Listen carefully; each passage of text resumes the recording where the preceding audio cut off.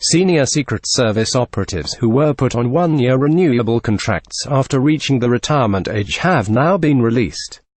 From the CIO, Vice President General Constantino Chiwenga. Picture by copyright AFP. Wilfred Kageze. Reports also suggest that there are some senior officers whose employment contracts were terminated as well, even though they were still to reach retirement age, although this could not be verified at the time of going to print.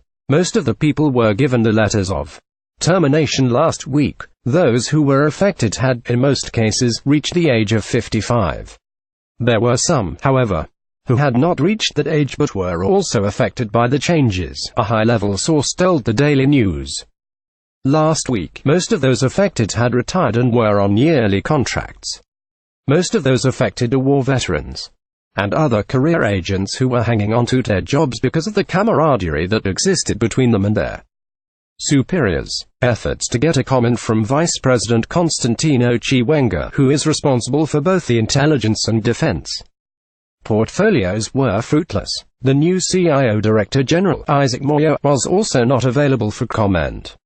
Since assuming office late last year, Mnangagwa's administration has made far-reaching changes in the security services, perhaps to get loyalists in strategic positions while getting rid of those who were sympathetic to his predecessor, ousted former President Robert Mugabe. In the CIO, Mnangagwa appointed Moyo, the country's former ambassador to South Africa, to head the secretive spy service ahead of Aaron Nhepera, whom many thought was a shoo-in for the position. Nhepera was the acting spy chief until December 8 when Moyo was made CIO Director General.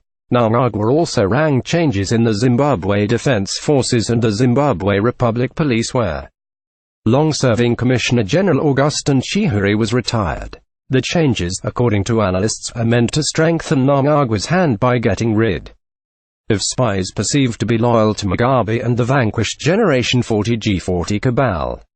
G40 had fought a bitter war of attrition against Team Lacoste but could not stand a chance when the military showed its muscle last November by staging a soft coup that targeted its members, including Mugabe. Several G40 functionaries were arrested on a litany of allegations during the month-long military intervention, while others had to skip the country. The changes in the security sector are also meant to support Finance and Economic Development Minister Patrick Chinemas's austerity measures that include trimming government expenditure. Currently, over 70% of the national budget is going towards staff costs.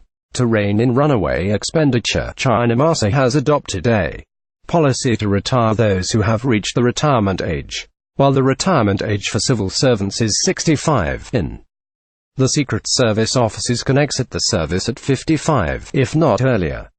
Because of the mistrusts currently obtaining between Mnangagwa's administration and security personnel who were close to Mugabe, the changes do not come as a surprise.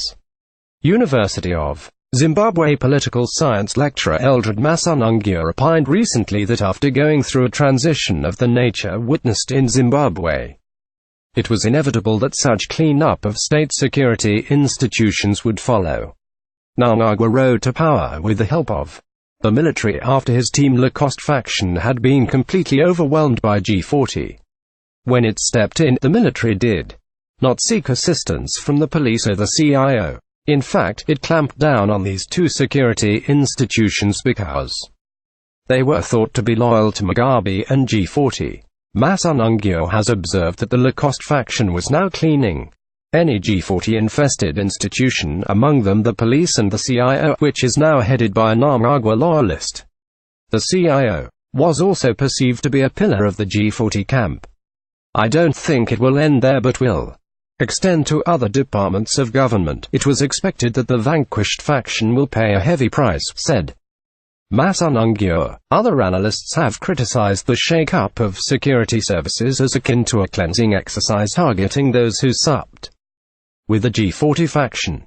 They argued that security sector reform entails reorienting, retraining officers, changing training curriculums to embrace more rights-based and non-adversarial approaches, changing service charters, among other things. Political analyst Maxwell Songwim argued recently that what is currently obtaining is political factional cleansing and purging of G40-aligned servicewomen and men, adding that the whole exercise does not transform the security sector into a professional outfit but politicizes it.